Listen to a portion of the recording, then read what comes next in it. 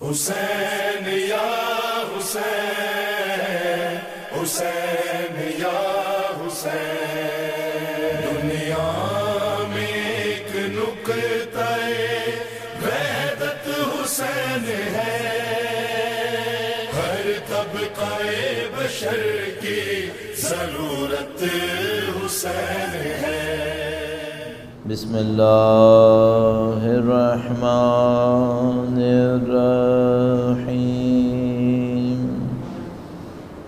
ام حسبت ان اصحاب الکہف والرقیم كانوا من آیاتنا عجبا۔ درود بھیجے گا محمد وآل محمد، صلی علی محمد وآل محمد وعجل فرجهم۔ پروردگار عالم نے انتہائی لطف و کرم کیا ہے، اس کا انتہائی شکر ہے۔ اس نے ہمیں دین مبین کی ہدایت سے نوازا ہے، اہل بیت اطہار علیہ السلام کی محبت نصیب فرمائی ہے۔ اس دور میں جب انشاءاللہ نصرت اہل بیت کی نشانیاں ہماری آنکھوں کے سامنے اور زیادہ بڑھتی چلی جا رہی ہیں، خدا سے دعا کرتے ہیں پاک پروردگار مرتے دموں تک ہمیں اہل بیت کے بہترین چاہنے والوں میں قرار فرما، نسلاً بعد نسلاً قیامت تک ہماری تمام نسلوں کو ان کے جانثاروں میں قرار فرما۔ اے خدایا، اسی دنیا کی زندگی کے اندر سید و سردار مولا اور آقا امام آخر الزماں کے ظہور کا دن دیکھنا نصیب فرما، ہمیں ہماری اولادوں کو ان کی نصرت کی سعادت نصیب فرما، ان کی نصرت کی راہ میں شہادت نصیب فرما۔ تمام دعاؤں کی قبولیت کے لیے وقت کے امام کی نظر لطف کے حصول کے لیے درود بھیجیں محمد وآل محمد۔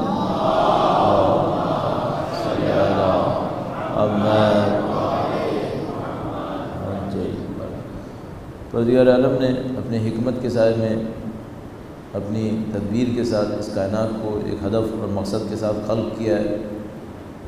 ممکن نہیں ہے دنیا کے اندر بھی کہ کوئی انسان عقل رکھتا ہو، شعور رکھتا ہو، کوئی کام بلا سبب انجام دے۔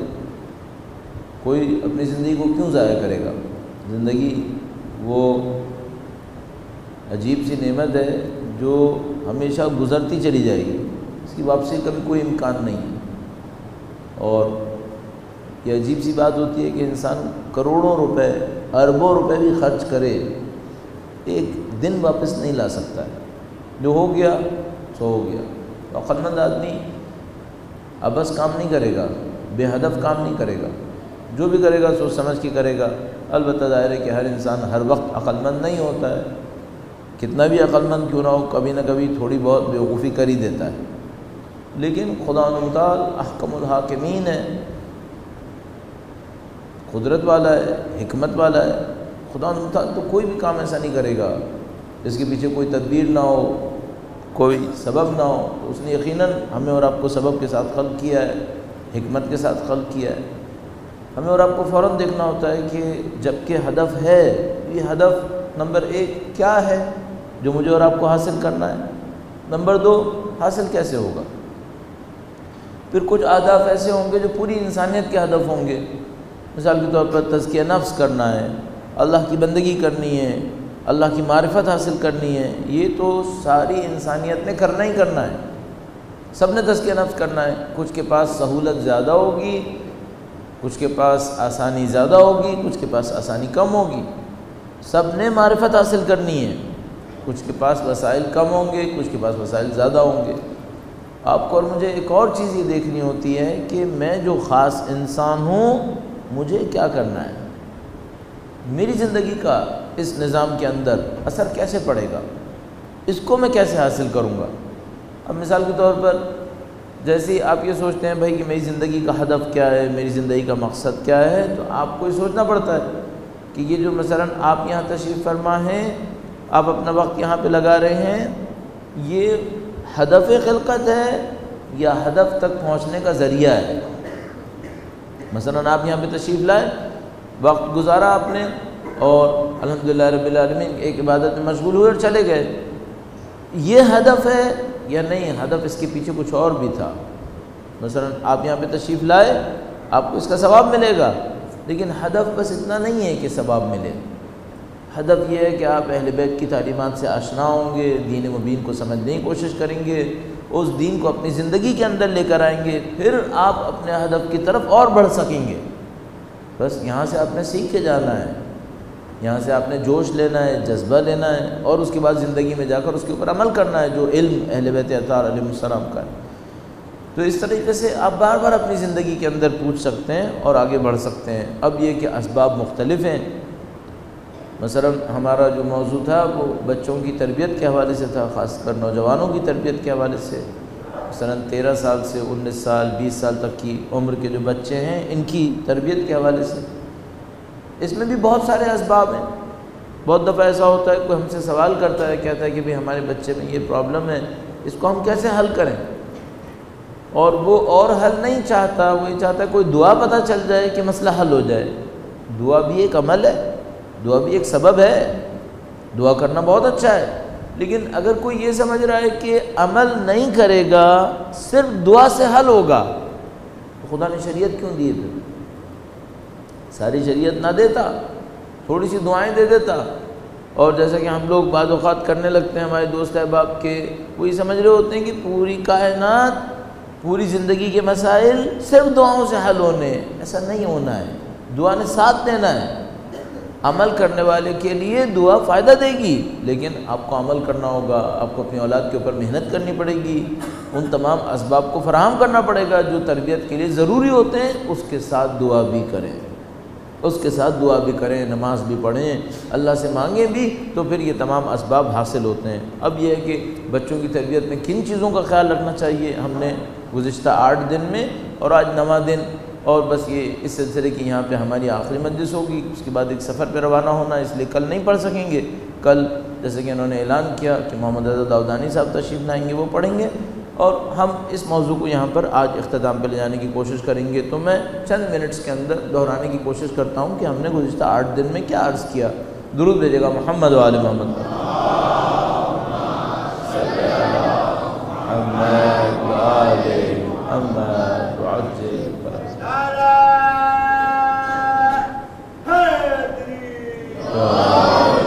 اچھا، اب ہم لوگوں کو جیسا کہ میں بار بار عرض کرتا رہتا ہوں، ہم لوگوں کو اس بات کی فکر لگی رہتی ہے، اندر سے فکر لگی رہتی ہے کہ ایسا نہ ہو کہ ہم نے 8-9 دن کچھ کہا ہو، تبدیل کوئی چیز نہ ہوئی ہو، نعوذ باللہ تعالیٰ۔ کسی نے مجھے کہلوا کے بھیجا کہ آپ اتنی پرواہ نہ کریں، کچھ نہ کچھ ہو جاتا ہے۔ اب نہیں، کچھ نہ کچھ نہیں چاہتے، ہم زیادہ چاہتے ہیں، ہم چاہتے ہیں زیادہ کچھ ہو، صرف کچھ نہ کچھ نہ ہو۔ اب یہ کہ کیا ہو، یہ ہو کہ بھئی جو کچھ عرض کیا گیا ہے اس کو تھوڑا سا آزما کے دیکھا جائے، اس کو آزما کے دیکھا جائے۔ مثلا کیا بیان کیا گیا ہے؟ سب سے پہلے جس بات پر اصرار ہوا تھا وہ یہ تھا کہ جب تک گھر کا ماحول صحیح نہیں ہوگا تربیت کرنا بہت مشکل ہو جائے گا۔ اچھا، اب ممکن ہے کوئی مجھ سے یہ کہے کہ بھئی یہ تو اگر ہم گھر کا ماحول صحیح کر سکتے ہوتے تو ہم نے کر لیا ہوتا، اب تو ہمارے گھر کا ماحول صحیح نہیں ہے، اگر گھر کا ماحول صحیح نہیں ہے تو پھر باقی مجلسیں بھی فائدہ مند نہیں ہوئی، پھر تو معاملہ ہی ختم ہو گیا۔ نہیں، کوشش کرتے رہیں گے، اس کا بھی فائدہ ہوگا، لیکن جو سب سے پہلے کوشش کر لیں وہ یہ کہ گھر کے ماحول کو نسبتاً بہتر کیا جائے۔ اب ماحول کو کیسے بہتر کیا جائے؟ تو ہم نے اس وقت دوسری تیسری مجلس میں اس کے اوپر تفصیل سے بات کی تھی کہ بھئی اگر گھر کے ماحول کے اندر طاقت کا استعمال کیا جا رہا ہے، ڈکٹیٹرشپ کی جا رہی ہے اور خوف کے ذریعے سے کام کروائے جا رہے ہیں، تو ایسے خوفزدہ ماحول میں رہنے والے بچے آزاد بچے نہیں بنتے۔ آزاد بچے بنانے کے لیے ہمیں ماحول کو آزادی کے ساتھ رکھنا ہوتا ہے، تو بجائے یہ کہ ہم خوف کے ذریعے کام کروائیں، ہمیں محبت سے کام کروانا ہوتا ہے، بات کہنی ہوتی ہے، بجائے یہ کہ گھر کے اوپر خوف کی فضا حاکم رہے، یہ نہ ہوا تو چیخم چلائی ہوگی، مارم پیٹی ہو جائے گی اور یہ ہوگا وہ، اس کے بجائے ہمیں محبت سے کرنا ہوتا ہے، عقل سے بتانا ہوتا ہے۔ تو ہم نے اس کے اندر عرض کیا تھا کہ ہر دین کے پیچھے 3 لیولز ہوتے ہیں، احکام ہوتے ہیں، اخلاق ہوتے ہیں اور عقائد ہوتے ہیں۔ بدقسمتی سے ہم لوگ زیادہ تر احکام دیتے ہیں اور اس کے پیچھے جو مصلحتیں ہوتی ہیں انہیں بچوں سے گفتگو میں نہیں لے کر آتے۔ تو میں نے عرض کیا تھا کہ ماحول کو نسبتاً بہتر ہونا چاہیے، بچوں کے ساتھ گفتگو ہونی چاہیے، اور جو کچھ بھی آپ ان کو حکم دینا چاہ رہے ہیں، حکم دینے کے پیچھے جو مصلحتیں ہیں، جو اس کے اہداف ہیں وہ ضرور بتائیے۔ مثلا اگر آپ بچے سے کہنا چاہ رہے ہیں بھائی نماز پڑھو، تو آپ نماز کے بارے میں اچھی طرح سے اس سے گفتگو ضرور کر لیں۔ اچھا، اب پھر مسئلہ یہاں پہ یہ آتا ہے کہ بھائی گفتگو کریں کیسے۔ اس پہ کافی بات ہوئی تھی کہ دلچسپی کے امور جو ہیں وہ ایک جیسے نہیں ہوتے ہیں، باپ کہیں اور ہے، بچے کا ذہن کہیں اور ہے، نہ بچے کی دلچسپی باپ جانتا ہے نہ باپ کی دلچسپی بچہ جانتا ہے، تو پھر یہ تو معاملہ خراب ہو جائے گا۔ تو ہم نے کہا کہ نہیں بھائی، کچھ چیزوں کو آپ جاننے کی کوشش کریں تاکہ آپ کے اور بچوں کے درمیان گفتگو ہوتی رہے، اور کچھ چیزوں کو آپ کو تحمل کرنا پڑتا ہے۔ مثلا بہت دفعہ ایسا ہوتا ہے، ہمارے ساتھ بھی ہوتا ہے کہ بھئی ہم کسی کام میں بہت سخت مشغول ہیں، اچانک بچہ آ گیا اور وہ کوئی بات کہنا چاہ رہا ہے، اب اس میں ہمارا کوئی انٹرسٹ نہیں ہوتا، لیکن اس وقت ہمیں بچے کی بات کو اہمیت دینی پڑتی ہے، اس کو یہ دکھانا پڑتا ہے کہ بھئی یہ بات جو ہے جو آپ بتا رہے ہیں، جس کی اصل میں شاید میرے نزدیک کوئی حیثیت نہ ہو، لیکن مجھے حیثیت دینی پڑتی ہے۔ کیوں؟ بات اہم نہیں ہے، بچے کے جذبات اہم ہیں، بچے کے جذبات ہرٹ نہیں ہونے چاہیے۔ البتہ میں جو ایسے کہہ رہا ہوں تو ایسا نہیں کہ میں ہمیشہ کامیاب ہو جاتا ہوں گا، کبھی کبھی میں بھی غلطیاں کرتا ہوں گا، تو کوئی یہ نہ سوچے کہ مثلا میں کہہ رہا ہوں آپ 100% صحیح ہو جائیں گے، نہیں، تھوڑا بہت اگر تھوڑی بھی بہتری ہو جائے معاملہ بہتر ہونے لگتا ہے۔ اور عرض ہوا تھا کہ انسان تو کیا، جانوروں کو بھی خدا نے محبت پہ خلق کیا ہے، جانور بھی انسان سے بہت جلدی مانوس ہو جاتے ہیں، تو اگر تھوڑا سا بھی ہم ماحول کو گھر کے بہتر کریں تو گھر والے بھی مانوس ہوتے ہیں، بچے بھی مانوس ہوتے ہیں۔ اور خاص کر چونکہ میرا خطاب اس موضوع میں اس وقت جو میں بول رہا تھا تو مرد حضرات سے تھا، تو میں عرض کرتا ہوں کہ بھئی گھر میں ایسا نہیں ہونا چاہیے کہ باپ جیسے ہی داخل ہوا گویا کرفیو لگ گیا، پتہ نہیں کیا سے جنگ شروع ہو گئی، بلیک آؤٹ ہو گیا، تو سب لوگ بیچارے ادھر ادھر غائب ہو گئے کہ بھئی اب باپ آ گیا، اب تو بھئی نہیں، ایسا نہیں ہونا چاہیے۔ گھر کے اندر پیار محبت ہونی چاہیے، لوگ ایک دوسرے کے ساتھ مل کر رہیں اور دل کی بات کر سکیں، اس طرح ہمیں مل کے رہنا چاہیے۔ درود بھیجے گا محمد و آل محمد۔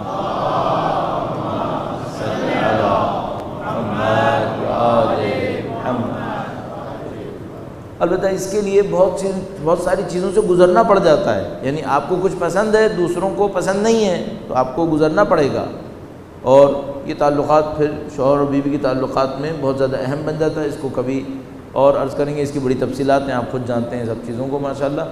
اس کے بعد بچوں کے تعلقات، بچے کے معاملے میں ایک بات بہت تاکید سے عرض ہوئی تھی کہ بچے کی فکر، انتقادی فکر کا ہونا ضروری ہے۔ بچہ صرف جیسے کہتے ہیں اندھی پیروی کرنے والا نہ بنے، چونکہ باپ نے کہہ دیا ہے بس کرنا ہے، ایسا نہیں ہونا چاہیے۔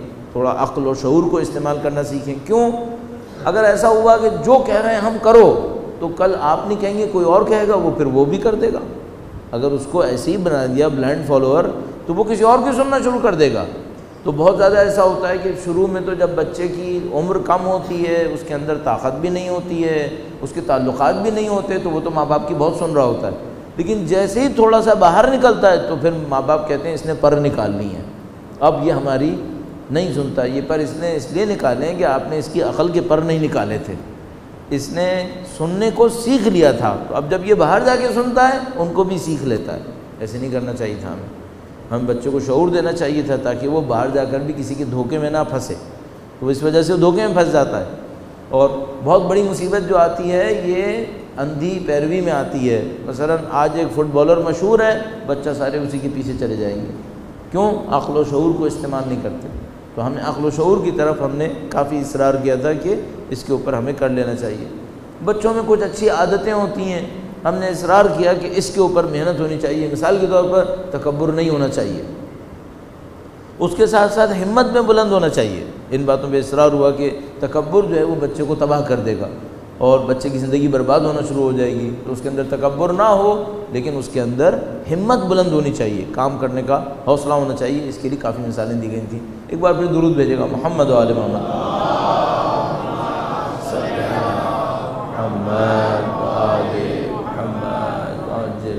ایک اور معاملہ تھا دینی شعور کا کہ بھئی دین کیسے سکھائیں، آیا دین ایسا سکھائیں جو کہہ رہے ہیں ہم وہ دین میں کرتا چلا جائے، یا ہم ایسا سکھائیں کہ دین بھی اور دنیا بھی، اور جب دین کر رہے ہیں تو بڑے دیندار ہیں اور جب دنیا میں گئے تو دین بھول گئے۔ تو ہم نے عرض کیا یہ سب مہلک ہے، یہ سب بہت نقصان دہ ہے۔ آپ کا دین ایسا ہونا چاہیے کہ بچہ محبت کے ساتھ دین کو لے سکے، شعور کے ساتھ دین کو لے سکے۔ بار بار ایک چیز آپ کے سامنے آئے گی، شعور ہونا چاہیے، شعور ہونا چاہیے۔ اب ممکن ہے کوئی یہ کہے کہ بھئی بچے بہت چھوٹے ہوتے ہیں، ان کو اتنا سمجھ میں نہیں آتا، تو پہلی بات تو یہ کہ ہم نے اسی لیے اس دفعہ 13 سے 19 کی بات کی تھی کہ بچہ اس دوران میں اچھے خاصے فہم و شعور رکھنے والے ہو جاتے ہیں۔ دوسرا معاملہ یہ ہے کہ وہ زمانے گزر گئے جب بچوں کو کچھ پتہ نہیں تھا، اب تو بچے بڑے ہی ہوشیار ہیں، اور وہ ایک ایک چیز، بہت ساری چیزیں، بلکہ ماں باپ سے زیادہ چیزوں کو سمجھنے والے بنتے جا رہے ہیں۔ تو آپ کو اور ہمیں بہت محنت کرنی پڑتی ہے۔ دین کے معاملے میں غلط جواب قطعاً مت دیں۔ یہ دین کے بارے میں جب بات ہوئی تھی تو یہ بات ہوئی تھی غلط جواب قطعاً مت دیں۔ ایک بہت بڑی مصیبت یہ ہے، بچے بچپنے سے ایک ایسا دین لے کر چل رہے ہوتے ہیں جس نے بڑے ہو کر شکست کھانی ہوتی ہے، نعوذ باللہ تعالیٰ۔ جب وہ دین شکست کھاتا ہے، بچے کا دین اس کے ہاتھ سے نکل جاتا ہے۔ آپ شروع سے ایسا دین دیں ہی نہیں اسے کہ وہ باہر جا کر مصیبت میں پڑ جائے، تو آپ اس کو ایسا لے کے چلیں کہ وہ عملی دین ہو، اس کے عقل و شعور کے ساتھ ہو، اور وہ جا کر کارآمد ہو سکے۔ اب میں اس گفتگو کو آگے تک بڑھانے کے لیے اور آج اس کو ظاہر اختتام پذیر کرنا ہے، ایک دو نکات اور آپ کی خدمت میں عرض کرنا چاہوں گا۔ ایک بار پھر درود بھیجے گا محمد و آل محمد صلی علی محمد و آل محمد وعجل فرج۔ ایسا محترم، ایک مجموعی طور پر معاملہ ہے، چاہے بچوں میں ہو چاہے بڑوں میں ہو، وہ یہ کہ آپ اور میں جب بڑے ہو رہے ہوتے ہیں تو ہمیں مثال کے طور پر دنیا کے اعتبار سے اسکولز میں جانا ہوتا ہے تاکہ ہم تعلیم حاصل کریں۔ تو بھئی آپ نے مثال کے طور پر اسکول میں جانا شروع کیا، میٹرک ہو گئے، گریجویشن ہو گئی، ماسٹرز ہو گئے، کسی نے کم پڑھا، کسی نے زیادہ پڑھا، کوئی ٹیکنیکل سائڈ میں چلا گیا، کوئی زیادہ پڑھ ہی نہیں سکا، کسی نے بہت زیادہ پڑھ لیا۔ آیا یہ تعلیم کافی ہے ہم انسانوں کے لیے، یا اس کے پیچھے ہمیں کچھ اور بھی چاہیے ہوتا ہے؟ تو اب میرا اپنے خیال ہے جتنے بھی لوگ یہاں پر بیٹھے ہیں تقریباً سب کو پتہ ہے کہ یہ جو ڈگریز ہیں، یہ سرٹیفکیشنز ہیں، یہ زندگی کے لیے کافی نہیں ہے۔ اب تو شاید دنیا کمانے کے لیے بھی یہ کافی نہ ہو، لیکن زندگی گزارنے کے لیے قطعاً کافی نہیں ہے۔ مثلاً اگر کسی بچے نے ماسٹرز کیا ہے تو اس کا مطلب یہ کہ اچھا باپ بھی ہوگا؟ نہیں، کوئی ضروری نہیں ہے۔ ممکن ہے علم نفسیات میں اس نے ماسٹرز کیا ہو، پی ایچ ڈی کر لیا ہو، اچھا باپ نہ بنے۔ اچھا تو پھر مثال کے طور پر کیا کریں تو پھر اچھا بنیں؟ ہمیں فوراً ایک بات سمجھ میں آتی ہے، یہ جو ڈگریز اور سرٹیفکیشن ہے شاید روزگار کے لیے ان کی اہمیت بہت زیادہ بن رہی ہو، لیکن زندگی گزارنے کے لیے کچھ اور سیکھنا پڑتا ہے۔ وہ کیا سیکھنا پڑتا ہے اور وہ کون سکھا رہا ہے؟ دو مسئلے ہیں کہ وہ کیا چیزیں ہیں جو ڈگری اور سرٹیفکیشن کے علاوہ سیکھنی پڑتی ہیں، دوسرا معاملہ یہ کہ وہ سکھا کون رہا ہے۔ تو ہم کہتے ہیں کہ بھائی سکھانے کا کام تو دین کو کرنا چاہیے تھا، دین کو سکھانا چاہیے تھا، لیکن ایک علیحدہ مسئلہ یہ ہے کہ دین بھی کہاں سکھائے۔ اگر مجلسوں کی بات کر رہے ہیں تو ہم مجلسوں کے اندر منظم نہیں ہیں۔ کوئی ایک آدمی، مثلا میں آج آپ کی خدمت میں 9 مجالس عرض کر کے گیا، کل ظاہر ہے کہ مولانا صاحب تشریف لائیں گے تو وہ ضروری تھوڑی کہ میرے موضوع کے اوپر چلیں گے، ان کا ظاہر ہے اپنا موضوع ہوگا۔ تو ہمارے پاس نظم و ضبط نہیں ہے مجالس کے اندر۔ آپ اس سے پہلے کچھ اور مجالس سن رہے تھے، ان کا اس موضوع سے کوئی تعلق ہی نہیں تھا۔ یہ تو ہم نے بڑی اپنے دل کے اوپر جبر کر کے یہ کہا کہ جو پچھلے سال موضوع تھا اس کو ہم لے کر چلیں، ورنہ یہ بھی نہیں ہوتا ہے۔ پچھلے سال کوئی اور موضوع ہوتا ہے، اگلے سال کوئی اور موضوع لے لیں گے، شاید ہم اگلے سال یہی کریں گے، کوئی اور موضوع لیں گے۔ تو ہمارے پاس نظم و ضبط نہیں ہے اس معاملے کے اندر، پھر کہاں سیکھیں؟ اب آپ کے پاس صرف ایک راستہ رہ جاتا ہے، وہ یہ کہ جو بھی باتیں آپ کو سیکھنے کو مل رہی ہیں زندگی گزارنے کے بارے میں، اس کو آپ جلدی جلدی پک کریں، اس کو سیکھنے کی کوشش کر لیں، چاہے ایک پوائنٹ ہی مل رہا ہو، ان پوائنٹ سے آپ کی زندگی بننی ہے۔ میں اس کی ایک مثال عرض کر دیتا ہوں آپ کی خدمت میں، درود بھیجے گا محمد و آل محمد صلی علی محمد و آل محمد وعجل فرج۔ بھائی فرض کر لیتے ہیں کہ ہمارے دین نے ہم سے کہا ہے کہ تم لوگوں کا باوضو رہنا، وضو سے رہنا اچھا ہے۔ بھائی تھوڑا سا معذرت، اب ہنسیں گے تو گڑبڑ ہو جائے گی۔ درود بھیجے گا محمد و آل محمد صلی علی محمد و آل محمد وعجل فرج۔ ہمارے ساتھ ایک بہت بڑی مشکل یہ ہے کہ ہم نے 10 سال گزار دیے اور اس میں کلاسوں میں پڑھایا ہے۔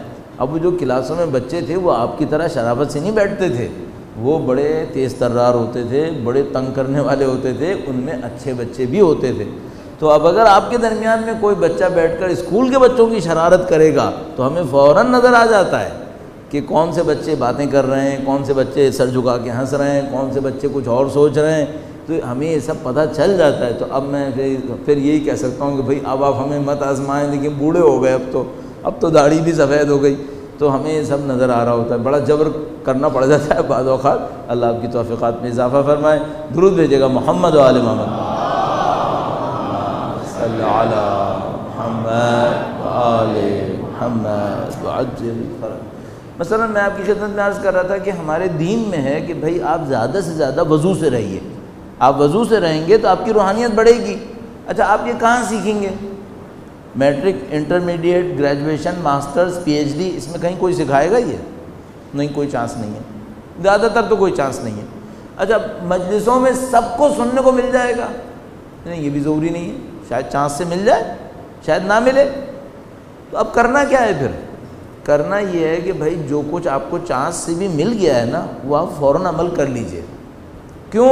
تھوڑا سا آپ عمل کریں گے، باقی کے دروازے خدا آپ کے لیے کھول دے گا۔ انتہائی نفیس ایک روایت ہے، جو جانتے ہو اس پر عمل کرو، جو نہیں جانتے وہ خدا سکھا دے گا۔ جو جانتے ہو اس پر عمل کرو، جو نہیں جانتے وہ خدا سکھا دے گا۔ اب بہت بعض اوقات چانس ہو جاتا ہے۔ میں ایک دفعہ اسکول میں پڑھا رہا تھا، میں واقعات تھوڑے بہت کبھی سنا لیتا ہوں چونکہ عملی زندگی سے ہوتے ہیں۔ ایک دفعہ اسکول میں پڑھا رہا تھا، کلاس 9 تھی میرے خیال میں، تو میں نے وہاں پر پہلے دن جو ہوتی تھی، کلاس نہیں آتی تھی تو اس کو میں کچھ اخلاقی نصیحتیں کرتا تھا۔ اچھا کچھ چیزیں بھی بتاتا تھا، جیسے میں نے ابھی بتایا کہ بھئی میں سمجھ جاؤں گا یہ ساری بات، یہ بھی بتاتا تھا۔ تو میں نے ان کو پہلے دن یہ بتایا کہ بھئی دیکھو، رات کو سونے سے پہلے وضو کرنا، اس کو سیکھ لو، کام آئے گا۔ تو ایک بچہ کھڑا ہوا کہنے لگا سر میں 3 سال سے کر رہا ہوں۔ میں نے کہا بھئی ماشاءاللہ بڑی بات ہے، آپ 3 سال سے وضو کرو، تم کیسے؟ کہنے لگا ایک دفعہ آپ کلاس 6 میں آئے تھے، آپ نے یہ باتیں کہی تھیں۔ تو میں سوچنے لگا کہ جل الخالق، یعنی میں اتفاقاً کبھی کلاس 6 میں چلا گیا، میں نے ایک دن ایک بات کہہ دی، اس بچے نے وہاں سے پک کر لی اور یہ عمل کرنا شروع کر دیا، اور پتہ نہیں کتنے سال کرتا رہے گا۔ میں آپ کی خدمت میں یہ عرض کرنا چاہ رہا ہوں، آپ انتظار نہ کریں کہ اب آپ کو کوئی کتاب لے کے سکھائے گا، انتظار نہ کریں کہ آپ کو کوئی کلاسوں میں بٹھائے گا۔ یہی آپ کی کلاس ہے، یہی آپ کی کتاب ہے۔ جو کچھ دین اور زندگی گزارنے کے لیے آپ کو مل رہا ہے، سیکھیں اور عمل کریں، اور آپ کی زندگی سے اس پر اثر پڑنا ہے، آپ کی زندگی اس سے تبدیل ہونی ہے۔ یہ وہ باتیں نہیں ہیں جو انسانوں نے سوچ سوچ کے بنائی ہوں، نہیں، یہ وہ باتیں ہیں جو وحی کے ذریعے سے نازل ہوئی ہیں۔ اللہ نے وحی کے ذریعے سے، صاحبان علم کے ذریعے سے بندوں تک پہنچائی ہیں۔ تو اب آپ کے پاس بڑا اچھا موقع ہے کہ ان کو سیکھیں اور سیکھ کر اس پر عمل کرنے کی کوشش کریں۔ ابھی جہاں میں مجلس پڑھا تھا، میں نے یہ روایت پڑھی تھی، روایت انتہائی نفیس روایت ہے، تو اس روایت کو آپ کی خدمت میں عرض کر دیتا ہوں۔ یہ ہمارے لیے ایک نقشہ بنا رہی ہے کہ بھئی بچوں کو اور بڑوں کو کرنا کیا ہے، زندگی میں سیکھنا کیا ہے۔ یہ روایت انتہائی مفید روایت ہے۔ درود بھیجے گا محمد و آل محمد۔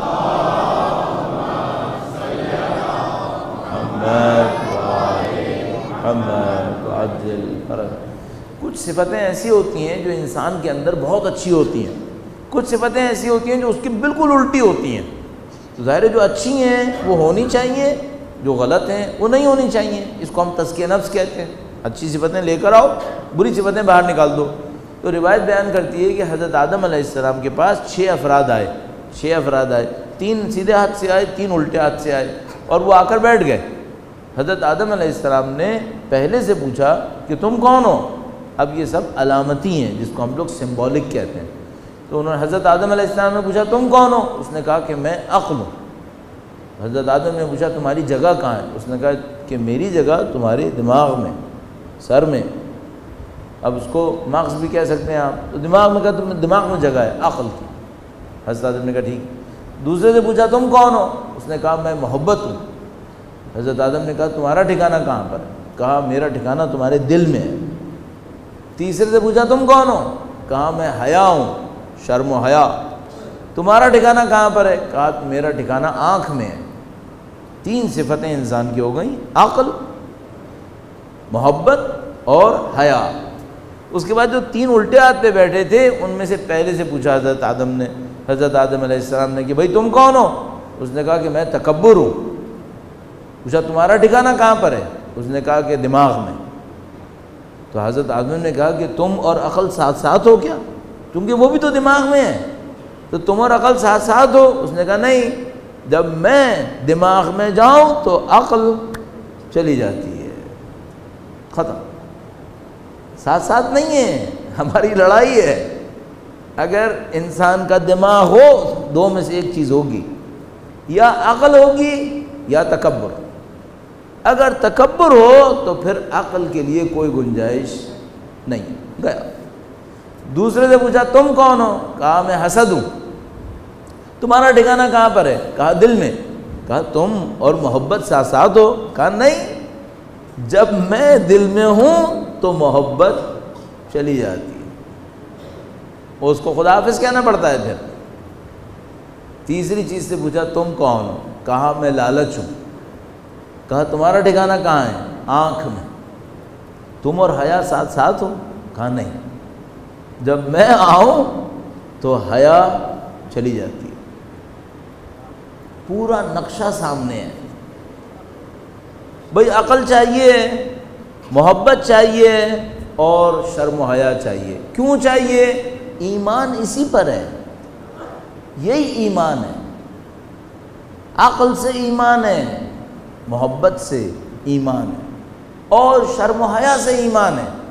اب اس تین کے مقابلے میں جس پر ایمان ہے، تین بری خاصیتیں ہیں، ان سے ایمان چلا جاتا ہے۔ وہ کیا ہے؟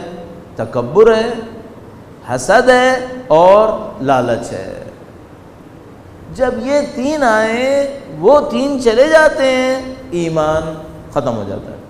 اچھا، اب یہ تو آپ نے سن لیا، تین یہاں کے تین وہاں کے، تینوں کو دوبارہ دہرا دیتا ہوں تاکہ آپ کو یاد کرنے میں بھی آسانی ہو جائے گی۔ 6 نکات ہیں ایک دوسرے کے سامنے، یاد کرنا کوئی مشکل کام نہیں ہے۔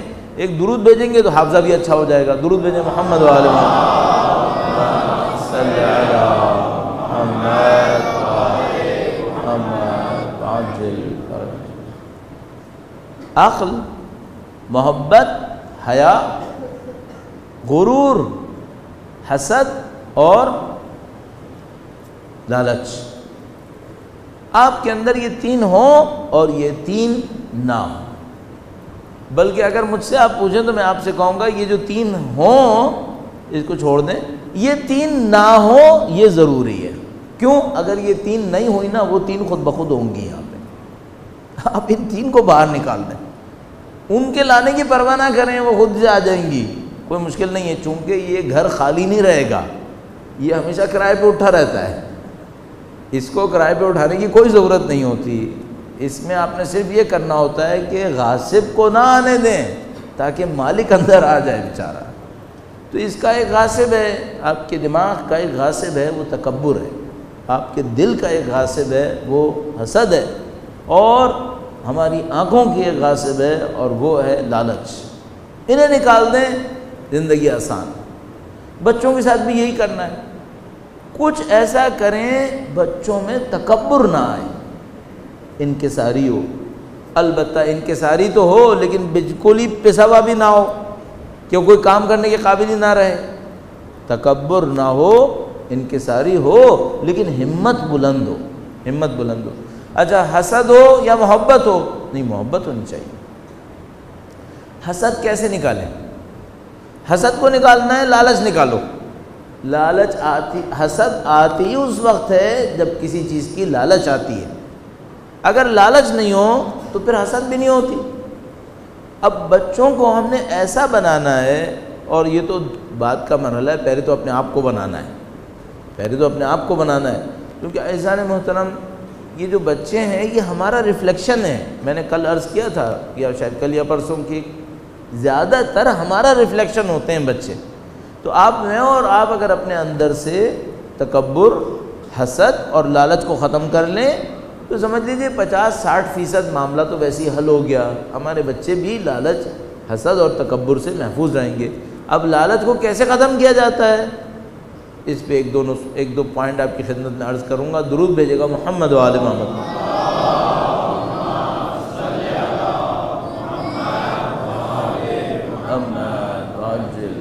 اچھا، آپ نے بچوں میں یہ دیکھا ہوگا، آپ بچے کو گاڑی کی چابی پکڑائیں، گاڑی کی چابی پکڑائیں، کسی چیز کو پکڑائیں، اس سے کہیں واپس دے، آسانی سے دے دیتا ہے؟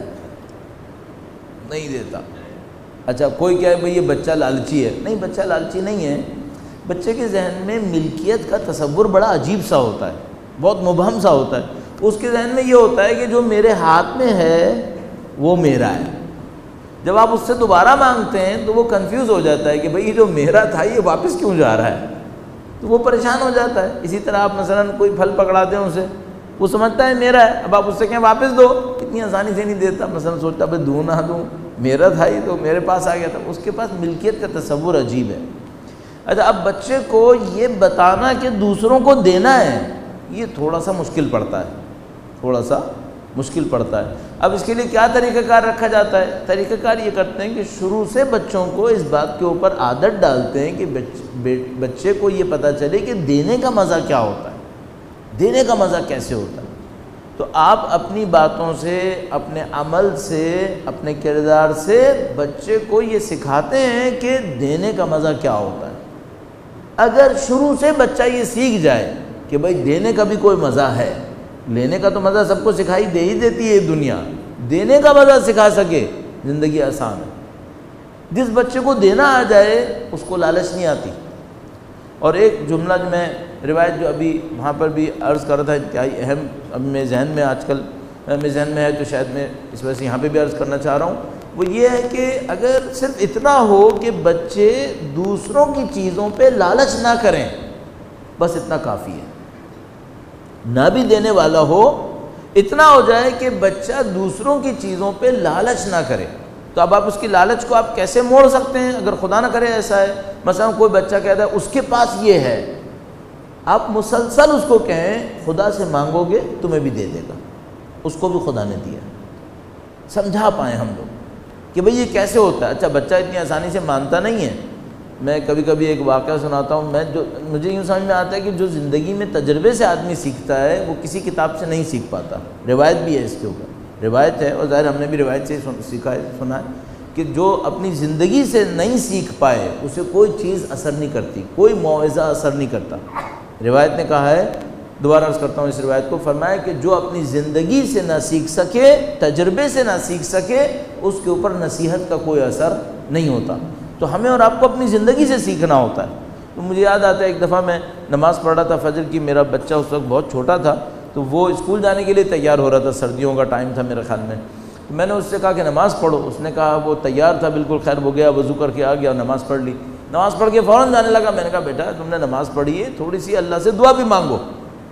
تو کہنے لگا ٹھیک ہے، وہ ہاتھ پھیلانے لگا، پھر اچانک مرغی میری طرف دیکھا، کہنے لگا میں اتنا مانگتا ہوں دیتا ہی نہیں ہے۔ تو میں نے کہا کہ بیٹا یہ تم نے کیسے کہہ دیا کہ مثلا تم نے اللہ سے مانگا اس نے نہیں دیا، تو یہ کیسے ہوا؟ کہنے لگا کہ میں اتنے عرصے سے کہہ رہا ہوں سائیکل دے دے، دیتا ہی نہیں ہے، اب میں بغیر سائیکل کے گھوم رہا ہوں یہاں پہ۔ تو اچھا میں نے اس کو سنی بات، میں نے کہا دیکھو ایک مسئلہ ہے کہ اب ہم لوگ تو پتہ نہیں کیا کچھ مانگ بیٹھتے ہیں، بعض اوقات ہم ایسی چیزیں مانگ بیٹھتے ہیں جس سے ہم مصیبت میں پھنس جائیں گے۔ اب وہ جو خدا ہوتا ہے نا، وہ ماں باپ سے زیادہ مہربان ہوتا ہے۔ وہ سب سے پہلے یہ دیکھتا ہے کہ یہ تو مانگ رہا ہے، اس کو دوں تو اس کے لیے بھلائی ہے یا اس کے لیے برائی ہے، چونکہ وہ سب کچھ جانتا ہے۔ لہذا بعض اوقات تم اور میں چیزیں مانگتے ہیں، خدا نہیں دیتا ہے۔ کیوں نہیں دیتا؟ وہ ہمیشہ ایک بات کہتا ہے، یا جو تم مانگ رہے ہو میں وہ دوں گا، یا اس سے بہتر بعد میں دے دوں گا۔ رد کبھی نہیں کرتا ہے، کبھی ٹالتا نہیں ہے۔ اس کو یہ پتہ ہے یہ جو مانگ رہا ہے یہ صحیح نہیں ہے، تو وہ کیا کہتا ہے؟ کہتا ہے اگر میں آج نہیں دوں گا نا تو کل اس سے بڑی چیز دوں گا۔ تو میں نے اس سے کہا کہ دیکھو آج تمہیں سائیکل نہیں ملی نا، کوئی بات نہیں، خدا تمہیں کل کوئی بہت بڑی چیز دلوا دے گا، مانگنے سے مت گھبراؤ، صحیح ہے؟ بچے میں کہیں پر بھی آپ دیکھیں بھائی دوسرے کی چیز پہ لالچ آ رہی ہے، فوراً اس کو بھیجیں خدا کی طرف، فوراً بھیجیں خدا کی طرف۔ آسانی سے نہیں جائے گا، پہلے کچھ نہ کچھ باتیں کرے گا، ان باتوں کو آپ کو سمجھانا ہوگا، پھر کہیں جا کر اس کا دماغ خدا کی طرف فکس ہوگا، خدا کی طرف فکس ہوگا۔ اب ایک بچے کو کسی نے بتا دیا کہ بھئی ہر کام میں بسم اللہ کہنا چاہیے، تو ابھی چند دن پہلے مجھے کہہ رہا تھا، کہنے لگا کہ مجھے سب نے کہا بسم اللہ کہنا چاہیے، بسم اللہ کہنا چاہیے، اب میری عادت ہوئی کہ میں بال کو شوٹ بھی کرتا ہوں تو بسم اللہ میرے منہ سے نکلتا ہے، یہ صحیح ہے کیا؟ میں کہا بالکل صحیح ہے، بالکل صحیح ہے، آپ کھیل رہے ہو آپ بسم اللہ کہیں، بالکل صحیح ہے، اللہ آپ کے کھیل کو بھی صحیح کر دے گا۔ خدا کا نام لینا تو غلط بات نہیں ہے، خدا کا نام لینا اچھا ہے۔ تو عزیزان محترم، ہمیں بچپنے سے اپنے اوپر بھی اور بچوں کے اوپر بھی ان پیرامیٹرز کے اوپر محنت کرنی پڑتی ہے تاکہ ہم بچوں کو سکھا سکیں۔ درود بھیجے گا محمد و آل محمد۔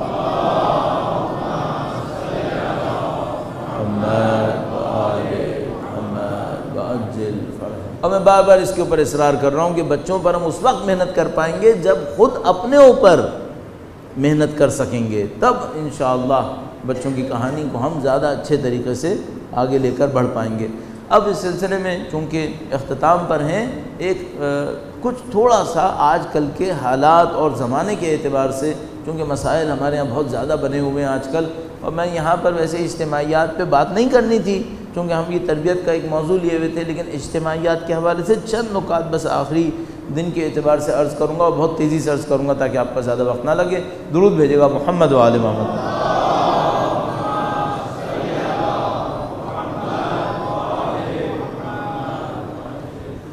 بدقسمتی ہمارے ساتھ کچھ ایسی ہو رہی ہے، اس کو میں بدقسمتی اس لیے کہہ رہا ہوں کہ ایسا ہونا نہیں چاہیے تھا، وہ یہ کہ دشمن کو ہمارے بہت سارے کمزوری کے نکات سمجھ میں آ گئے، کمزوری کے نکات ان کو سمجھ میں آ گئے، تو وہ کیا کرتے ہیں کہ ہمارے ان نکات کے اوپر کھیل رہے ہوتے ہیں، ہمارے ان نکات کے اوپر ہمارے ساتھ معاملے کو خراب کر رہے ہوتے ہیں۔ مثال کے طور پر آپ نے شاید ہی سنا ہو کہ ترکی میں فرقہ واریت ہوئی ہے، آپ نے نہیں سنا ہوگا، ترکی میں فرقہ واریت نہیں ہوگی۔ ایک تو یہ کہ وہاں پہ فرقوں کا پروپورشن ایسا نہیں ہے، دوسرا یہ کہ وہاں پر شاید دین کے نام پر اتنی حساسیت نہیں ہے جتنی ہمارے یہاں بر صغیر کے اندر ہے۔ تو وہ لوگ فوراً اس بات کو پک کرتے ہیں کہ بھئی یہ لوگ کس چیز کے اوپر سینسٹیو ہیں، تو جس چیز کے اوپر سینسٹیو ہے اس سے کھیلنے کی کوشش کرتے ہیں۔ شاید میں نے آپ کی خدمت میں عرض کیا ہو کہ کچھ عرصے پہلے میرے پاس ایک بندہ خدا آیا، اس نے فون کیا مجھے کہ میں جرمنی سے آیا ہوں، میری پتہ نہیں یونیورسٹی کا ایک ریسرچ پیپر ہے اور مجھے کچھ تحقیقات کرنی ہے اور بات کرنی ہے آپ سے۔ میں نے کہا کہ تم اپنا سناپسس مجھے بھیجو تاکہ میں ای میل کے اوپر پہلے چیک کر لوں کہ بھئی تم کام کیا کر رہے ہو۔ تو اس نے اپنا سناپسس بھیجا مجھے۔ اب جو میں نے سناپسس دیکھا اس کا، تو وہ سارے کے سارے وہ مسائل تھے جو ہم اہل بیت کے چاہنے والوں کے اندر جھگڑے کے مسائل ہیں، سارے کے سارے وہ مسائل جن کے اوپر ہم چاہنے والوں کے درمیان، شیعوں کے درمیان معاملات میں اختلاف ہے۔ تو اس نے مجھے دوبارہ جب فون کیا کہ بھئی آپ مجھے انٹرویو کا ٹائم دیں، میں نے کہا دیکھو برادر، شیعت کے اندر انتہائی اعلیٰ پائے کے مفاہیم موجود ہیں، شیعت میں عرفان ہے، شیعت میں تفسیر ہے، شیعت میں حب اہل بیت ہے، اتنے اعلیٰ پائے کے مفاہیم موجود ہیں، تم نے جتنے بھی بھیجے ہیں وہ ہمارے اندر کے اختلافی مسائل ہیں۔ اگر ان اختلافی مسائل پر کام ہونا بھی ہے تم نے نہیں کرنا ہے، یہ پھر ہم نے خود ہی کرنا ہے، تم کیوں کر رہے ہو؟ کہنے لگا کہ نہیں میرا ریسرچ پیپر ہے، اگر آپ بیٹھیں اور آپ یہ ہوگا اور آپ وہ ہوگا۔ میں نے کہا نہیں، اس کی مجھے کوئی ضرورت نہیں ہے، مجھے آپ کے ساتھ نہیں بیٹھنا ہے۔ اگر مجھے ان مسائل پہ گفتگو کرنی ہوگی تو یہ ہمارے اندر کے معاملات ہیں، ہم اس کے اوپر خود کام کریں گے۔ ایسا ہوا یہ ہے کہ ان لوگوں نے ہمارے سارے ایسے مسائل کو اچھی طرح تحقیق کے اندر جا کر اچھی طرح سمجھ لیا ہے۔ انہوں نے سارے محلوں کو کیٹیگرائز کیا ہوا ہوگا کہ بھئی اس محلے کے اندر اس معاملے کے اوپر اتنے سینسٹیو لوگ موجود ہیں، اس معاملے کے اوپر اتنے سینسٹیو لوگ موجود ہیں۔ اس کے بعد ان کو صرف یہ کرنا ہوتا ہے کہ تھوڑے تھوڑے وقفے سے کوئی ایسی آگ بھڑکاتے رہیں جس سے ہم لوگ ایک دوسرے سے ٹینشن میں رہیں۔ دو بھائی بھی ہوتے ہیں نا تو کبھی نہ کبھی جھگڑا ہو جاتا ہے، دو بھائیوں کے درمیان بھی اختلاف ہو جاتا ہے۔ ایک دن اختلاف ہوتا ہے، 2 دن لڑتے ہیں، تیسرے دن ساتھ بیٹھ جائیں، چوتھے دن ساتھ بیٹھ گئے، معاملہ ختم ہو گیا۔ لیکن اگر ایک جھگڑا ہو رہا تھا، ایک اور بندے نے آ کر ایک اور جھگڑا ڈال دیا، تیسرے نے آ کر ایک اور جھگڑا ڈال دیا، اب ساتھ بیٹھنے کا موقع ہی نہیں ہے۔ یہ لوگ یہ چاہ رہے ہیں، یہ لوگ یہ چاہ رہے ہیں۔ تو کیا کرتے ہیں کہ تھوڑے تھوڑے دنوں کے بعد کوئی ایسا معاملہ لے کر آتے ہیں کہ پبلک کے درمیان اختلاف رائے آ جائے، ایک دوسرے کے ساتھ دست و گریبان ہو جائیں۔ اب ہمیں کیا کرنا ہوتا ہے؟ ہمیں اس مصلحت کو سمجھنا پڑتا ہے کہ بھئی یہ چاہ کیا رہے ہیں۔ ایک تو یہ ہوتا ہے کہ میں نے کوئی چیز پڑھی، دیکھی، سنی، میں جذبات میں آ گیا اور میں نے ریئیکشن دے دیا، تو معمولاً آپ وہی کر بیٹھیں گے جو وہ سامنے والا چاہ رہا تھا۔ آپ ہرگز یہ نہ کریں، شیطان بھی یہی کرتا ہے، آپ ہرگز یہ نہ کریں۔ سب سے پہلے یہ سوچیں کہ جس نے بھی یہ کام کیا ہے وہ اپنی دانش میں ہم سے کیا سوچ رہا ہوگا، ہم سے کیا چاہ رہا ہوگا، وہ نہ کریں بس۔ اب اس کے بعد جو کچھ بھی کریں کچھ ایسا کریں کہ دشمن کی خواہش پوری نہ ہو۔ اچھا دشمن کی خواہش کیا ہے؟ لڑو، اس کی صرف ایک خواہش ہے۔ اچھا اس کو کوئی سروکار ہے کہ کون سی پارٹی جیتے؟ ابداً کوئی سروکار نہیں ہے۔ میں آپ کو گارنٹی سے کہہ رہا ہوں، جن لوگوں نے کراچی میں بڑے بندے مروائے، اتنے لوگ ہمارے بھی شہید ہوئے، ان سب لوگوں کو کوئی سروکار نہیں ہے شیعہ جیتے ہار جائے، قوم پرست جیتیں دین والے جیتیں، ان کو اس سے کوئی سروکار نہیں ہے۔ ان کو کس بات سے سروکار ہے؟ یہ لڑتے رہیں، یہ مرتے رہیں، ان کو صرف اس کام سے سروکار ہے۔ آپ کو اور مجھے ہوشیار ہو کے دیکھنا پڑتا ہے کہ بھئی یہ جو دشمن چاہ رہا ہے یہ کیا چاہ رہا ہے، ہمیں یہ نہیں کرنا ہے۔ عزیزان محترم، تھوڑا سا جذبات کے اوپر کنٹرول، اور آپ جو کام بھی کریں، آپ اپنی فکر کا دفاع کرنا چاہتے ہیں فکر کا دفاع کریں، آپ کسی شخصیت کا دفاع کرنا چاہتے ہیں شخصیت کا دفاع کریں، لیکن اس شعور کے ساتھ کریں، آگ نہیں لگانی ہے، چونکہ یہ ہے وہ چیز جو وہ دشمن چاہ رہے ہیں۔ تو آپ اپنے ہر نظریے کا دفاع کریں، آپ شخصیت کا دفاع کریں، جو بھی کرنا ہے کریں، لیکن طریقے سے کریں، اصول سے کریں، ضابطے سے کریں، دشمن کی خواہشات کو پورا نہ ہونے دیں، یہ آپ کی جیت ہے۔ اور چونکہ یہاں پہ اجتماعی مسائل اس دفعہ کم سے کم مورد بحث نہیں تھے، لہذا آپ اس کے اوپر گفتگو نہیں کر رہے، لیکن میں ہمیشہ ایک بات عرض کرتا ہوں کہ دیکھو دشمن پہ بعد میں حملہ کرو، دشمن کی اسٹریٹجی پہ پہلے حملہ کرو۔ دشمن کی اسٹریٹجی کیا ہے؟ ان کی اسٹریٹجی ہے ہمیں لڑانا، ان کی اسٹریٹجی میں اور کچھ نہیں ہے، ان کا کام صرف اتنا ہے، یہ لڑانا چاہتے ہیں ہمیں۔ لڑو نہیں، باقی سارے کام کرو، باقی سب کرو۔ مثلا کوئی کہے بھائی آپ یہ کہہ رہے ہیں کہ ہم فلاں ہمارا نظریہ خطرے میں پڑ گیا ہم خاموش رہیں، نہیں، آپ نظریے کا دفاع کرو، لیکن طریقے سے کرو، ایسے طریقے سے کرو کہ دین کی جو پوری مصلحت ہے وہ کہیں خطرے میں نہ پڑ جائے۔ تو ہمیں اور آپ کو انتہائی عقل و شعور کے ساتھ کام کرنا پڑتا ہے ہمارے۔ اچھا ایک اور سانحے کی ایک علامت بھی ہے اس مشکل کی، جب بھی ہمارا کوئی ایسا موقع آئے گا جب ہم پوری دنیا کے سامنے اعتماد سے کھڑے ہوں، یہ ہمارے اعتماد کو زائل کرا دیتے ہیں۔ قوموں کے ساتھ کیا ہوتا ہے، انسانوں کے ساتھ بھی ہوتا ہے، قوموں کے ساتھ بھی ہوتا ہے۔ میں ایک مثال عرض کرتا ہوں، درود بھیجے گا محمد و آل محمد۔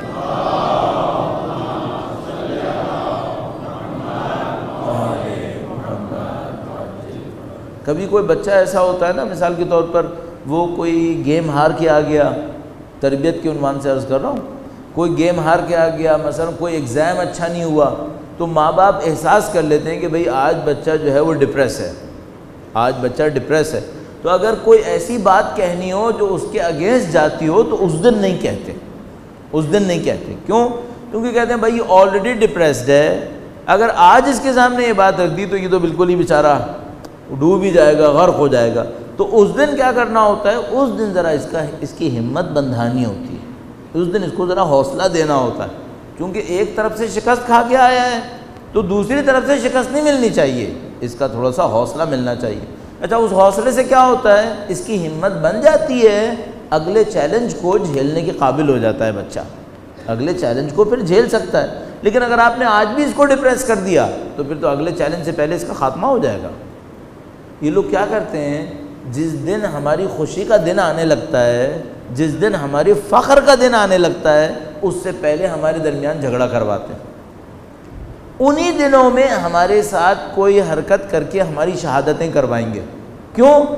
تاکہ وہ جو فخر کا دن ہو جس سے ہمارا کانفیڈنس بحال ہونا ہو، وہ کانفیڈنس بحال نہ ہو سکے۔ عاشور کا دن آئے گا نا، ہماری طاقت کا دن ہوگا، اہل بیت اطہار علیہ السلام کے چاہنے والے پوری دنیا کے سامنے آئیں گے، سید الشہداء کے روضے پہ ازدحام ہوگا، اسی دن شہادتیں کریں گے، اسی دن بم پھاڑیں گے، اسی دن لوگوں کو شہید کریں گے۔ کیوں؟ تاکہ یہ لوگ اعتماد نہ لے سکیں۔ اچھا ایک پہلے حادثہ چل رہا تھا، اعتماد والے دن اعتماد نہیں ملا، لو جناب قوم ڈپریشن میں چلی گئی۔ یہ لوگ یہ کرتے ہیں۔ اب آ رہا ہے 40 ہماری طاقت کا دن ہے، پوری دنیا کے سامنے اہل بیت اطہار علیہ السلام کی عظیم الشان طاقت ظاہر ہوتی ہے، جو سید الشہداء کے چاہنے والے وہاں پر اتنی بڑی تعداد میں جمع ہوتے ہیں۔ ان کو اس سے پہلے کوئی ایسا کام کرنا ہوتا ہے کہ لوگ ڈپریس ہو جائیں، اعتماد ختم ہو جائے، اس واقعے سے ہمت نہ پکڑ سکیں، اس خاطر یہ سارے فتنے ان دنوں میں ایجاد کرتے ہیں۔ محرم اور سفر میں ہماری طاقت نظر آتی ہے نا، تو آپ دیکھیے گا جو فتنوں کے ایجاد کرنے کا ٹائم ہوگا نا، وہ یہی مہینے ہوں گے۔ جب محرم سفر آئے گا، یہ ہمارے درمیان کوئی فتنہ شروع کریں گے تاکہ محرم و سفر جس میں ہم اعتماد لے سکتے ہوں، ہماری مجالس کا رخ کچھ اور ہو جائے، بجائے یہ کہ ہم کسی اور موضوع پہ گفتگو کریں، اختلافی مسائل کے اوپر گفتگو کرنا شروع کر دیں۔ یہ لوگ یہ حرکتیں کرتے ہیں۔ آپ کو اور مجھے عقل مند ہونا چاہیے، ہمیں اور آپ کو ہوشیار ہونا چاہیے کہ بھئی یہ ہمارے ساتھ یہ کر رہے ہیں نا، تو ہم وہ نہ کریں جو یہ چاہ رہے ہیں، اور ہم ان کے دام میں نہ پھنسیں۔ تو اعزان محترم، الحمدللہ رب العالمین، آپ ایک پرفخر اسکول سے ہیں، ایک ایسے مکتب فکر سے ہیں جس کی تاریخ بھی اچھی ہے، جس کا مستقبل بھی اچھا ہے۔ یہ جو ہمارے دوست احباب باتوں میں گھبرا جاتے ہیں نا، یہ جو چیز ہوئی، اب تو شیعت ختم ہو جائے گی، اب یہ ہو جائے گا، وہ ہو جائے گا، یہ جو پیسمزم، یہ جو تباہی کی داستان سناتے ہیں ہر چیز کے اوپر، میرا اپنے خیال ایسا نہیں ہوگا۔ میں گارنٹی سے کہہ رہا ہوں، طالب علم ہونے کے ناطے ہمیں بھی پتہ ہے ممبر رسول کی شبیہ ہے، اس کے اوپر بیٹھ کے ذمہ داری سے بات کرنی چاہیے، پوری ذمہ داری سے کہہ رہا ہوں، ایسی سازشوں کو شیعت کو کوئی نقصان نہیں ہوگا۔ شیعت اس سے کہیں زیادہ مضبوط ہے، شیعت کی بنیادیں اس سے کہیں زیادہ مضبوط ہیں۔ یہ جو دشمن سازشیں کرنے والے ہیں، یہ ہمارے دانش میں ہم سمجھتے ہیں یہ کل کی پیداوار ہے، یہ مر جائیں گے، کھپ جائیں گے۔ شیعت ایسی کوئی کمزور چیز نہیں ہے، الحمدللہ رب العالمین۔ ہم 1400 سال سے ہیں، ہمارا مستقبل اچھا ہے، دوسروں کا کوئی وارث نہ ہو، ہمارا وارث ہے، ہمارا آسمان کا دیا ہوا وارث ہے۔ تو آپ سلام اللہ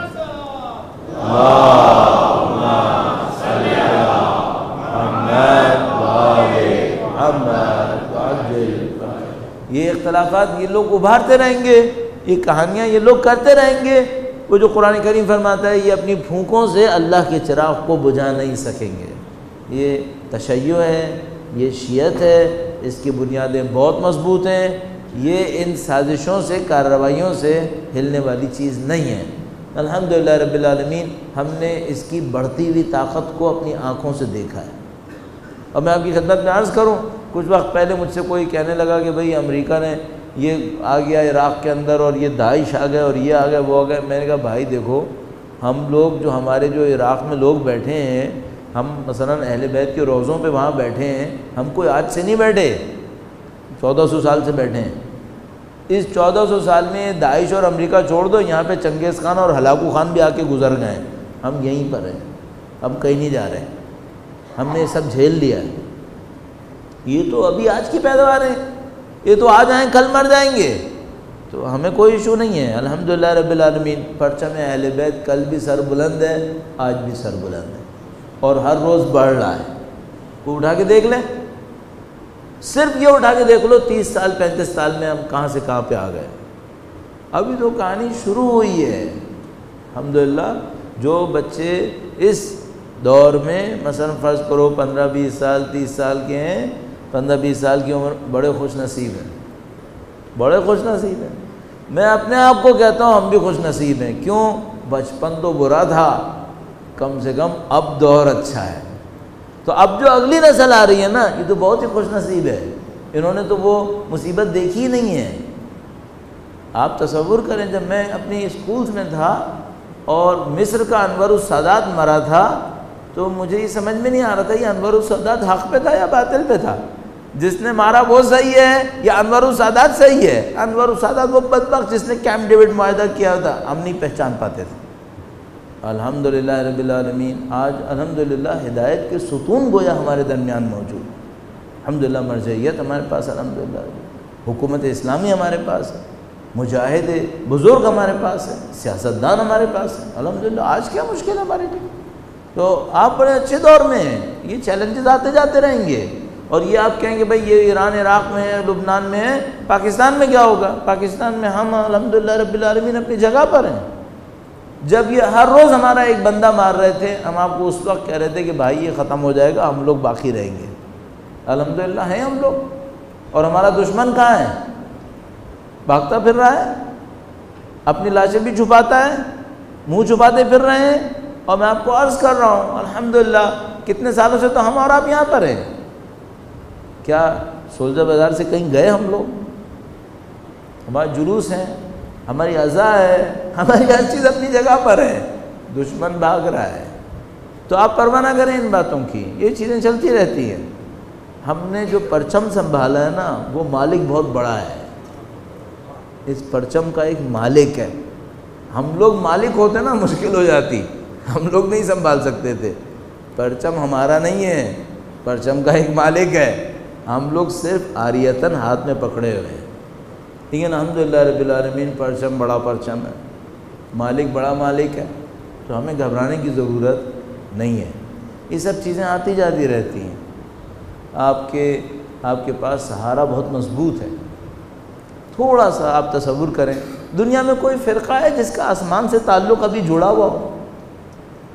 جا کے دیکھیں، کوئی مذہب، کوئی فرقہ، کوئی فکر، کوئی آئیڈیالوجی جس کا آسمان سے تعلق جڑا ہوا ہو، کوئی نہیں ہے، صرف شیعت ہے۔ اس کا امام وہ ہے جس کا آسمان سے تعلق جڑا ہوا ہے، اور کوئی نہیں ہے یہاں پہ۔ عزیزان محترم، الحمدللہ رب العالمین ہم لوگ مضبوط بنیادوں پر ہیں، اور جب تک ہمارے درمیان امام حسین کا نام ہے ہماری فتح ہے، فتح ہماری ہے۔ جب تک سید الشہداء کا پرچم ہمارے درمیان ہے ہم لوگ جیتیں گے۔ تو دشمن نے ہارنا ہے، اس کے مقدر میں ہار ہے، اور سید الشہداء کے نام میں جیت ہے، یہ ہم سب کو پتہ ہے۔ اور دیکھیے سب سے بڑی گواہی تو خود کربلا ہے۔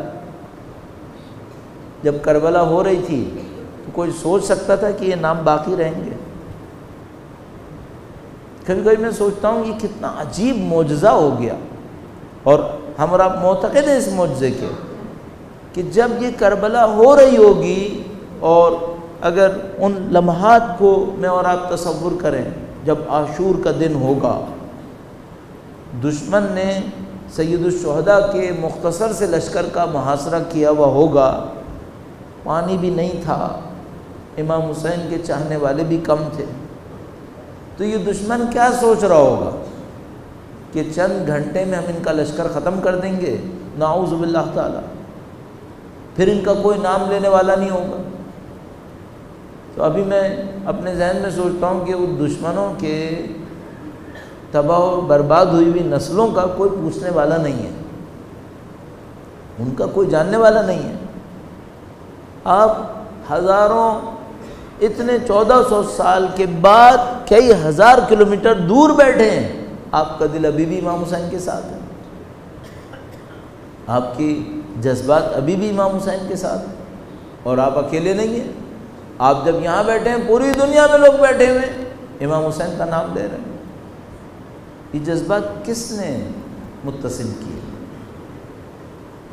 اور میں کبھی کبھی سوچتا ہوں کہ ہم میں سے بہت ساروں کو دنیا کے سارے غم بھول جاتے ہیں، کوئی دنیا کا غم یاد نہیں رہتا جس پہ انسان 10 سال بعد بھی آنسو بہائے، لیکن نہیں معلوم یہ سید الشہداء کے غم میں کیا طاقت ہے۔ 1400 سال بیت گئے ہیں،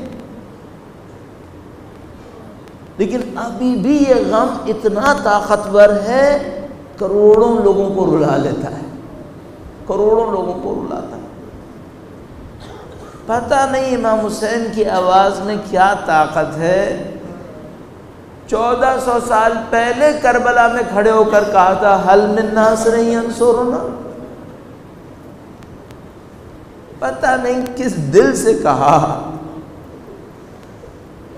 کس مقام پر جا کر کہا کہ یوں لگتا ہے جیسے پوری کائنات میں یہ نعرہ بار بار گونج رہا ہے، حل من ناصر ینصرنا، حل من مغیث یغیثنا۔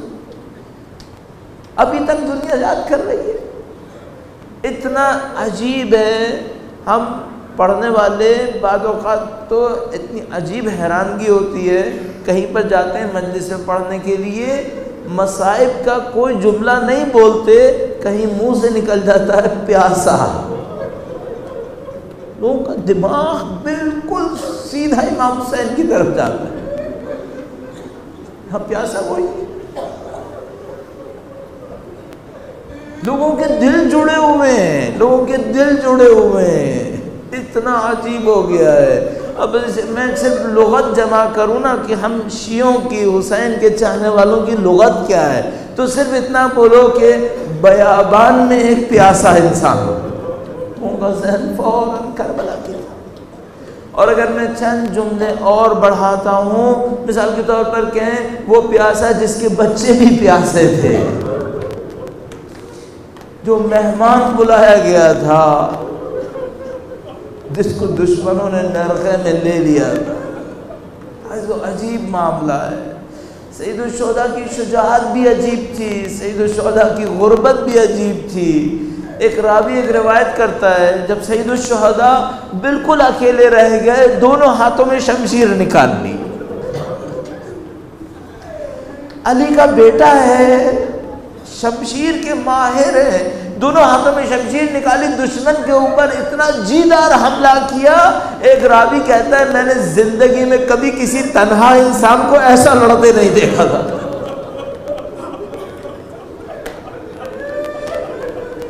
اس کے بعد راوی بڑھاتا ہے، کہتا ہے میں نے زندگی میں کبھی کسی خاندان کے اسیر بننے والے انسان کو ایسا لڑتے نہیں دیکھا ہے۔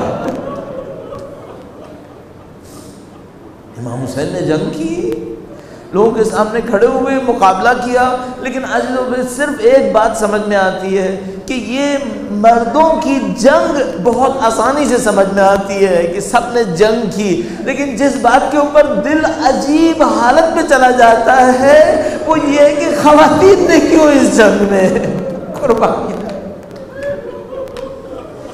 مردوں کا لڑنا فخر ہے، حضرت علی اکبر علیہ السلام، حضرت قاسم علیہ السلام، حضرت ابو الفضل العباس علیہ السلام، لیکن دماغ میں جو سوال بار بار آتا ہے اہل بیت کی عظمت کی طرف لے کر جاتا ہے وہ یہ کہ ایک بی بی کھڑی ہو شام غریبہ میں پہرا بھی دے۔ یہ عجیب معاملہ تھا۔ اور یہ دیکھیے کتنی عجیب بات تھی، کل جو میں نے بی بی زینب سلام اللہ علیہ کے حوالے سے عرض کیا، آپ کبھی دنیا کے اندر مشاہدہ کریں، خدا تمام بہنوں کے بھائیوں کو محفوظ کرے کہ کسی بہن کے سامنے اس کے بھائی کا لاشا اگر رکھا ہو تو اس بہن کی ہمت جواب دینے لگتی ہے۔ یہ وہ بہن ہے جو 18 بھائیوں کے لاشوں سے گزری ہے، 18 بھائیوں کی لاشوں میں سے گزری اور ہمت کو سنبھال کے رکھا۔ اور ایک موقع آیا مولا سید سجاد نے اپنے بابا کی لاشوں کو دیکھا۔ عزیزوں میں اس جملے کو بس اس طرح سے عرض کروں گا کہ جب کسی کے باپ کا انتقال ہوتا ہے، اور میں بھی اس مرحلے سے گزرا ہوں، تو پہلی خواہش یہ ہوتی ہے کہ باپ کا لاشا دفن ہو جائے۔ بس پہلی خواہش یہ ہوتی ہے کہ اب تمام چیزیں بعد میں، پہلے باپ کا لاشا دفن ہو جائے۔ سلام ہو امام زین العابدین پر۔ 11 محرم کا دن آیا، وہ بیمار کربلا جب ہماری پہ سوار ہونے لگے، ایک موقع پر مقتل میں اپنے باپ کا لاشا دیکھا۔ بی بی زینب نے فرمایا بیٹا غم نہ کھاؤ، تمہارے باپ کا لاشا دفن ہوگا، یہاں مزار بنے گا، یہاں چاہنے والے آئیں گے۔ بی بی سب کچھ جھیلتی چلی گئی۔ جو بڑا عجیب لمحہ آیا، وہ لمحہ آیا جب یزید کے دربار میں کھڑے ہوئے اور بی بی زینب سلام اللہ علیہ پوری طاقت کے ساتھ دربار میں کھڑی ہوئی۔ عزیزو معجزہ اسے کہتے ہیں۔ اب ذرا تصور کرنا، یہ اسرا کا قافلہ ہے جو ایک ظالم کے دربار میں کھڑا ہے۔ جوانوں میں صرف امام زین العابدین بچے ہیں جن کا نہیں پتا کب دشمن مارنے والا ہے۔ بی بی زینب گویا اس عالم تنہائی کے اندر اس ظالم کے دربار میں کھڑی ہیں اور دربار میں کھڑے ہو کر کہتی ہیں قسم خدا کی ہمارا نام مٹا نہیں سکو گے، خدا کی قسم تم نے جو کرنا ہے کر لو، تم ہمارا نام مٹا نہیں سکو گے۔ عزیزوں میں آپ سے کہوں گا یہ جو آپ بیٹھے ہیں نا، یہ بی بی زینب کے قسم کی سچائی کی گواہی ہے۔ دیکھ یزید، تو زینب کا نام مٹا نہیں سکا، تو حسین کا نام مٹا نہیں سکا، یہ دیکھ سب لوگ کیا موجود ہیں۔ لعنت اللہ علی القوم الظالمین وسیعلم الذین ظلموا ای منقلب ینقلبون۔ ماتم حسین۔